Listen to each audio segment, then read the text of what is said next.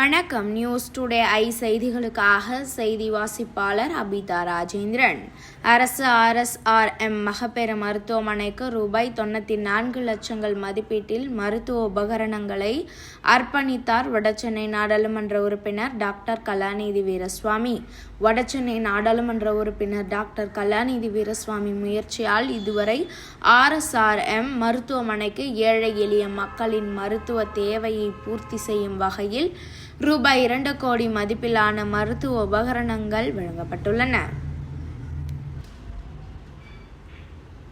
இன்று அதன் தொடர்ச்சியாக ரோட்டரி கிளப் ஆப், மெட்ராஸ் மற்றும் ஸ்டேட் பேங்க் ஆப் இந்தியா ஆகிய நிறுவனங்களின் சமூக பாதுகாப்பு நிதி மூலம் ரூபாய் 94 லட்சம் மதிப்பீட்டில் ராயபுரம் அரசு RSRM மகப்பேறு மருத்துவமனைக்கு லாப்ரோஸ்கோபி எனப்படும் வயிற்று பகுதியினுள் பித்தப்பை அறுவை சிகிச்சை, குடலிறக்கம் சரி செய்தல், பயாப்சி செய்தல், கருப்பை நீக்கம் ஆகிய மருத்துவ தேவையை பூர்த்தி செய்யும் இக்கருவியை சென்னை வடக்கு மாவட்ட பொறுப்பாளர் RT சேகர் MLA, ராயபுரம் சட்டமன்ற உறுப்பினர் ஐட்ரீம் ராமூர்த்தி ஆகியோர் முன்னிலையில் வடசென்னை நாடாளுமன்ற உறுப்பினர் டாக்டர் கலாநிதி வீரசுவாமி மருத்துவமனை நிர்வாகத்திடம் அர்ப்பணித்தார்.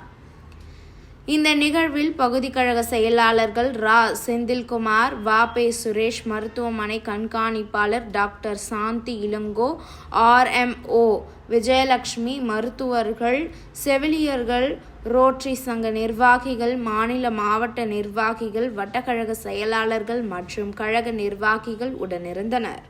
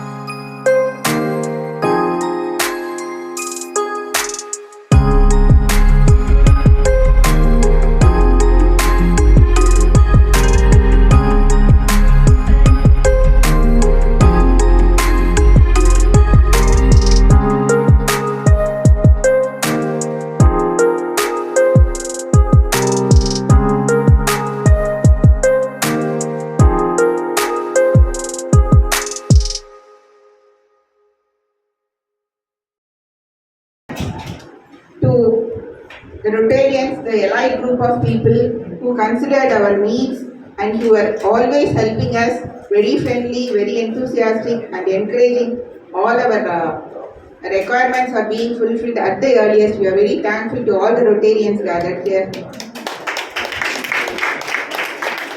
And I want to mention Mr. Viswanathan, our sincere thanks, who is behind the scenes efforts in channelizing the hospital needs. The kind-hearted philanthropist has yielded tangible and lasting results. His dedication is truly commendable. ரொம்ப அதாவது வெளிய ஆஸ்பத்திரியில் private ஹாஸ்பிட்டலில் இனிமேல் பார்க்கவே முடியாது, நாம் risk எடுத்துக்க வேண்டாம், ஏதோ ஒரு விபரீதம் நடந்துருச்சுன்னா அதை வந்து நம்ம ஆஸ்பத்திரிக்கு கேடு அமைஞ்சிடும்னு சொல்லக்கூடிய அந்த பேஷண்ட்டுங்க இங்கே வராங்க. அந்த கவர்மெண்ட் ஹாஸ்பிட்டல் எந்த சூழ்நிலையில் வந்தாலும் அந்த பேஷண்ட்டை பார்க்க வேண்டியது அரசாங்கத்தினுடைய கடமை என்ற அடிப்படையில் தான் சுற்று வட்டாரத்தில் இருக்கக்கூடிய பிரைவேட் ஹாஸ்பிட்டலில் செய்ய முடியாத பல பிரச்சனை உள்ள கேஸை வந்து பிரச்சனை உள்ள மகப்பேறு தாயை வந்து இங்கே வந்து அனுப்புவாங்க. அப்படி இருக்கக்கூடிய சூழ்நிலையில கூட இங்கே வந்து கடந்த 18 மாதமாக எந்த தாயும் எந்த சேயும் இறக்காத ஒரு சூழ்நிலையை வந்து இந்த ஆஸ்பத்திரி மெயின்டைன் பண்ணிட்டு அதுக்கு வந்து இந்த மருத்துவ குழு அனைவருக்கும் இங்கே இருக்கிற எல்லா டாக்டர்ஸுக்கும் செவிலியர்களுடைய சேவை இங்கே இருக்கிற செவிலியர்கள் சேவை வந்து மிக மிக எப்படி டாக்டர்களுடைய சேவை எவ்வளோ முக்கியமோ அந்த அளவுக்கு செவிலியர்களுடைய சேவையும் இந்த ஆஸ்பத்திரியில் மிக மிக முக்கியமானது.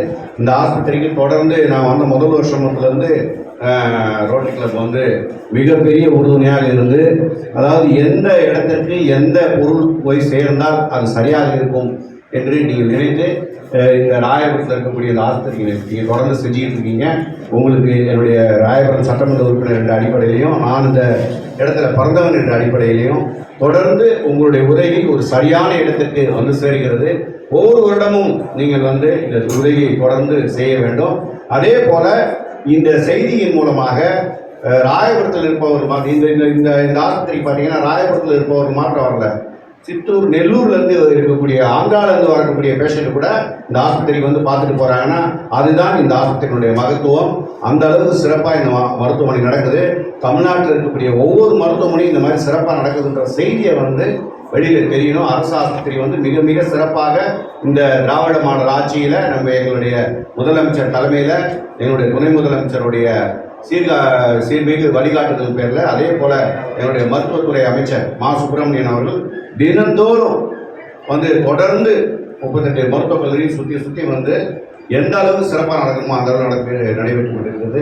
இந்த நிகழ்வுக்கு வருகை இருந்த அனைவரையும் மீண்டும் ஒரு முறை அன்புடன் வரவேற்று இந்த லாப்ராஸ்கோபி அந்த சிகிச்சை கருவிகளை எங்களுக்கு வழங்கிய ரொட்டேரியன்ஸ் அனைவருக்கும், அதே போல் State Bank SBI funds management லிமிடெடுக்கும் என்னுடைய மனமார்ந்த நன்றியை தெரிவித்து இந்த நிகழ்ச்சிக்கு வந்திருந்த அனைவருக்கும் என்னுடைய மனமார்ந்த நன்றியை தெரிவித்து விடைபெறுகிறேன். நன்றி, வணக்கம். ஏற்கனவே பலர் சொன்னது மாதிரி மருத்துவமனைகளுக்கு உபகரணங்கள் வழங்குவது, அதே போன்ற பள்ளிக்கூடங்களுக்கான கட்டிடங்கள் போன்ற பலவற்றை இந்த சிஎஸ்ஆர் மூலமாக நாங்கள் செய்திருக்கிறோம். We are doing a lot of initiatives for the development of North Chennai. And if you look at North Chennai is one of the most socially and economically deprived and backward areas if you look at the whole of Chennai. One of the reasons is this is the oldest part of Chennai where the port was there, and at one point of time this was the only Chennai which was there. Whatever is there today, like Kannanagar and other areas, were probably a forest at some point in time. But over a period of time, due to shift in the economic possibilities and from manufacturing and things shifted to software and other things, the city expanded where most of the economic activity shifted away from this place, and this place was recognized as an economically deprived place. So if you look at this place where there are lots of laborers and people who are underprivileged are the ones who live here as a majority. So we need support from organizations like this, like Rotary, and from CSR activities like SBI mutual funds, and even CPCL. They have contributed a lot for the development of this hospital. And especially if you look at this hospital, like MLA had made his speech, not only people from this part of Chennai, there are lots of people from other states also are coming and getting treatment here. So this hospital and Stanley College Hospital, I have first-hand knowledge about this because I passed out of this institution in the year 1991. I did my super specialty plastic surgery training over here. So I know the problems faced by these hospitals, and to that end, we have constantly strived for supporting these hospitals where they are. Though the government of Tamil Nadu is doing an excellent job, they are providing, because our Honorable Chief Minister has made it very clear during his swearing in ceremony, he made it very clear the two eyes of this government will be, one is education and the other will be health. And to that end, they have done a lot of development activities in the last 4 years. But as individuals and as the people's representative and as organizations, I think we all should come together collectively to see how best we can support these institutions which are doing a yeoman service for especially the downtrodden.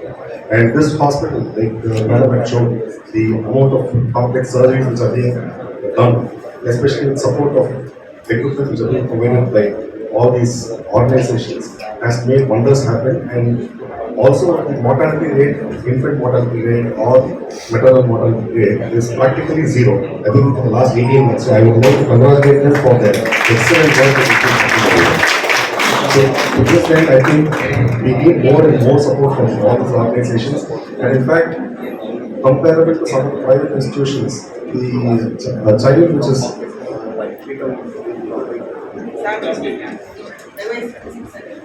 a child which was born at 600 grams was resuscitated and went back home alive. It's an excellent care that is being provided by the NICU and the doctor's team over here. So I would like to congratulate the NICU staff for achieving these works. I'm sure they have some videos also where you also will be able to see them. So I congratulate the team and I would like to thank SBI Mutual Funds and the Rotary for their support and hope that this kind of support continues for our institutions over here.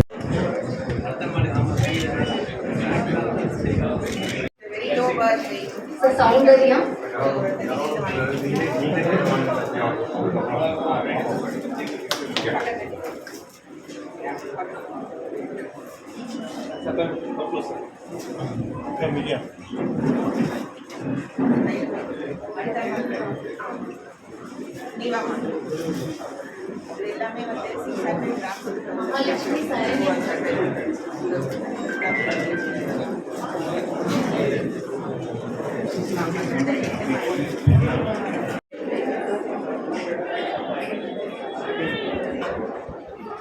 இயன்ற அளவுக்கு எங்களுடைய சமூக மேம்பாட்டு நிதியிலிருந்தும் எங்களுடைய தொகுதி மேம்பாட்டு நிதியிலிருந்தும் முடிந்த அளவுக்கு பொருளாதாரத்தை கொண்டு வந்து இதை போன்ற உபகரணங்களை பெற்று தந்து கொண்டிருக்கிறோம்.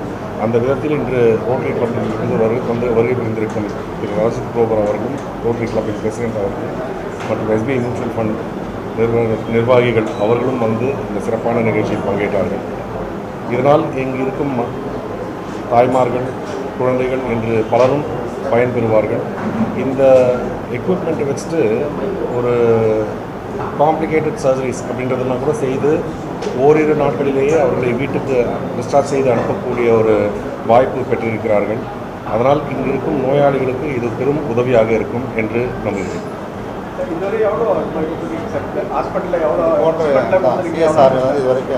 நம்ம எந்த மாதிரி எக்யூப்மெண்ட்ஸ் நம்ம கொடுத்துருக்கோம் இல்லை, இப்போ இதுக்கு முன்னாடி வந்து ஆம்புலன்ஸ் கொடுத்துருக்காங்க. அதே போல் வந்து மெடிக்கல் எக்யூப்மெண்ட்ஸ் அப்படின்னு சொல்லிட்டு CPCL அவர்கள் மூலமாக அல்ட்ராசவுண்டு, ஸ்கேன் மெஷின்ஸ் போன்ற பல உபகரணங்களை தொடர்ந்து நம்ம கொடுத்துக்கிட்டு இருக்கோம். நவீன அறுவை சிகிச்சை அந்த மாதிரி ஏதாவது ஏற்கனவே அந்த லேப்ராஸ்கோப்பி நமக்கு இங்கே அந்த ஹாஸ்பிட்டலில் இருக்குது. இது ஸ்பெஷலாக என்ன மாதிரியெல்லாம் நமக்கு அதை பயன்படுறது? இல்லை, இப்போ அந்த லேப்ராஸ்கோப்பி அப்படின்றது வந்து ஒரு மெஷின் இருந்தது ஏற்கனவே. இங்கே இப்போ இருக்கிறது வந்து இன்னும் அட்வான்ஸ்டான ஒரு மெஷின். அதாவது பொதுவாக ஒரு லேப்ராஸ்கோப்பி மெஷின் வந்து ஒரு 30-40 லட்சம் ரூபாய் அப்படின்னு இருக்குன்னா, இது வந்து 1 கோடி ரூபாய் என்றால் அதற்கு ஏற்றாற்போல் அதற்கான கருவிகள் அப்படின்றது இருக்குது. அதுவும் இல்லாமல் ஹிஸ்ட்ரோஸ்கோப்பி அப்படின்றது வந்து இந்த கர்ப்பப்பைக்கு உள்ளார இருக்கிற பிரச்சனைகள் அப்படின்றதெல்லாம் வந்து சிம்பிளாக ஒரு அப்ரோச் பண்ணி பண்ணுறதுக்கான ஒரு சர்ஜரி பண்ணுறதுக்கான ஒரு வாய்ப்பு இருக்குது. இந்த ஆரம்ப சுகாதார மையத்தில் பார்த்தீங்கன்னா கர்ப்பிணி பெண்கள் நிறைய பேர் வந்து சிகிச்சையாக வராங்க. அவங்க ஸ்கேன் செய்யறதுக்கு தனியார் மருத்துவமனையோ தனியார் ஸ்கேன் சென்டர் தான் போகிறாங்க. நம்ம சிஎஸ்ஆர் ஃபண்ட் மூலிமா அவங்களுக்கு ஏற்பாடுகள் செய்யறதுக்கு வாய்ப்பு இருக்காங்க. இல்லை, அதாவது ஆரம்ப சுகாதார நிலையத்தில் அப்படின்னு பார்த்தீங்கன்னா எல்லா PHCலையுமே வந்து அந்த ஸ்கேன் பண்ணுறதுக்கான வசதிகள் இருக்குது. ஆரம்ப சுகாதார நிலையத்தில் வந்து அதுக்கு தான் வந்து அர்பன் PHC அப்படின்றது இருக்குது. நீங்கள் அந்த அர்பன் PHC அப்படின்றது போனீங்கன்னா சென்னையில் வந்து பல இடங்களில் அந்த அர்பன் PHCன்றது இருக்குது. அங்கே வந்து ஸ்கேன் செய்கிறதுக்கான வசதிகள் அப்படின்றதெல்லாம் இருக்கும். ஆனால் ஆரம்ப சுகாதார நிலையங்களில் இருக்கிறவங்க எல்லாருக்குமே வந்து ஒரு 2 கிலோமீட்டருக்குள்ளார அவங்களுக்கு ஸ்கேன் செய்கிற வசதி, அரசாங்கத்தில் ஸ்கேன் செய்கிறதுக்கான வசதி கண்டிப்பாக இருக்கும். ஆனால் ஒரு சிலர் வந்து தனியாரில் போய் பார்த்துக்கணும் அப்படின்றது அவங்களுடைய விருப்பப்படுவாங்க. அவங்கள வந்து நம்ம தடுக்க முடியாது. யாருக்கெல்லாம் இலவசமாக அரசாங்கத்தில் பார்க்கணுமோ அவர்கள் பார்ப்பதற்கான அனைத்து வசதிகளும் தமிழ்நாட்டில் இருக்குது. சிகிச்சைக்கு நிறைய பேர் வராங்க சார். இப்போ அட்டண்டர்லாம் வெளியில் ரொம்ப கஷ்டப்படுறாங்க. அந்த மாதிரி அவங்க தங்கறதுக்கான வசதி அந்த மாதிரி ஏதாவது ஏற்பாடு பண்ணுறதுக்கு வாய்ப்பு இருக்குது. அதுக்கு ஏதாவது கஷ்டம் இருக்கணும் அப்படின்ற கோரிக்கைகள் இருந்ததுன்னா அது கண்டிப்பாக நாங்கள் அதை பார்த்து என்ன செய்ய முடியும். சென்னை வளர்ச்சி திட்டத்தில் விரிவுபடுத்துகிறாங்க. அது எவ்வளோ சீக்கிரத்தில் முடியும்? அதனால தான் கொஞ்சம் சிரமத்துக்குள்ளாகிறாங்க. இடங்களை மாற்றி மாற்றி வளர்ச்சி திட்டம் அப்படின்றது பார்த்தீங்கன்னா கிட்டத்தட்ட ஒரு 6200 கோடி ரூபாய்க்கு வந்து மாண்புமிகு முதலமைச்சர் அவர்கள் வந்து அறிவித்திருக்கிறார். அது வந்து பார்த்தீங்கன்னா ஒரு திட்டம் அப்படின்னு கிடையாது, பல வகையான திட்டங்கள். அது மெட்ரோ வாட்டராக இருக்கும், இபி ரிலேட்டடாக இருக்கும், அந்த மாதிரி. ஸோ இந்த இருக்கிற இந்த திட்டங்கள் எல்லாத்தையுமே வந்து தொடர்ந்து செய்து கொண்டிருக்கிறார்கள். இப்போ மெட்ரோ வாட்டராக இருந்தாலும் சரி, மெட்ரோ ரயில் ஒர்க்காக இருந்தாலும் சரி, இதையெல்லாம் வந்து ஒரு கட்டுமானத்தை நாம் சீர் செய்யும் பொழுது அதற்கு ஒரு கால அவகாசம் அப்படின்றது இருக்கும். அந்த சிரமத்தை கொஞ்ச நாள் பொறுத்து கொண்டால் விரைவில் அது வந்து அந்த இடத்துல வந்து இன்னும் சிறப்பான ஒரு போக்குவரத்து நெரிசலை தவிர்ப்பதற்காக குடிநீரில் வந்து இப்போ பார்த்திங்கன்னா வட சென்னையில் குடிநீரும் கழிவு நீரும் கலந்து வருகிறது அப்படின்றது பல ஆண்டுகளாக அந்த ஒரு பிரச்சனை இருக்குது. இதையெல்லாம் தீர்ப்பதற்காக இந்த முயற்சிகளை மேற்கொண்டிருக்கிறார். வட சென்னையில் பார்க்க வரும். அதாவது இப்போ அது எங்களுடைய முதலமைச்சர் அவர்களுடைய சட்டமன்ற தொகுதி இப்போ குளத்தூரில் வந்து அங்கே இருக்கிற பாஸ்போர்ட் ஆஃபீஸில் இன்னொரு செப்டம்பர் மாதத்துக்குள் புதிதாக வந்து அந்த பிஓபிஎஸ்கே அப்படின்னு ஒன்று, பாஸ்போர்ட் ஆஃபீஸ் சேவா கேந்திரா அப்படின்னு சொல்லிட்டு, அது வந்து விரைவில் செப்டம்பர் மாதத்துக்குள் திறந்து வைக்கும். தேங்க்யூ.